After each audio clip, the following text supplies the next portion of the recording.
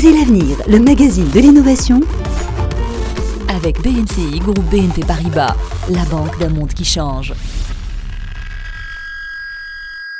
Dans des sociétés de plus en plus individualistes, qui aurait pensé que le covoiturage allait être remis au goût du jour? Prendre quelqu'un que vous ne connaissez pas avec vous dans votre voiture, pour certains, eh bien c'est de la science-fiction. Bref, celui qui a cru, c'est un jeune Français, Frédéric Mazzella, et il a bien eu raison. Sa start-up Blablacar est aujourd'hui la plus grande star française de l'internet et a franchi il y a quelques jours la barre symbolique des 25 millions d'utilisateurs. Son site de covoiturage, créé en 2006, est aujourd'hui présent dans 22 pays à travers le monde. Mais comment est née cette idée innovante de Blablacar? Ça remonte en fait tout simplement à un besoin personnel, puisque je suis vendéen d'origine. Je devais rentrer en Vendée, à Fontenay-le-Comte très précisément, depuis Paris à une période de Noël.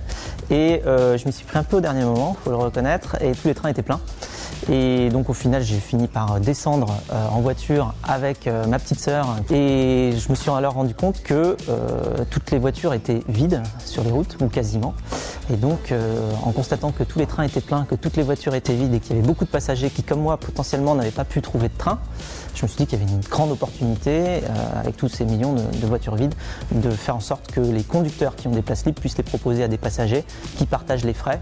Et donc c'est ainsi que Blablacar est né. Un besoin, une idée, hop, voilà l'innovation. Pour la petite histoire, lorsque Frédéric Mazzella a eu l'idée de Blablacar, il n'a pas dormi pendant 70 heures pour essayer de réfléchir comment il pourrait organiser son site internet. Mais au fait, pourquoi ça s'appelle Blabla? Blablacar, le nom Blablacar lui-même vient du fait que quand on s'inscrit sur le réseau de covoiturage, on indique si on parle beaucoup ou pas beaucoup.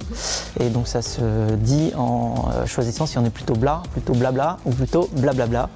Ce qui tout de suite brise la glace lors des premiers échanges lorsqu'on va voyager ensemble. Vous l'avez compris, Blablacar, c'est une petite révolution avec de grandes ambitions, mais à certaines conditions. Aujourd'hui, le covoiturage, vu les chiffres et vu l'engouement, est vraiment présent et il est là pour durer. Et il est là pour durer non seulement en France, mais aussi à l'étranger.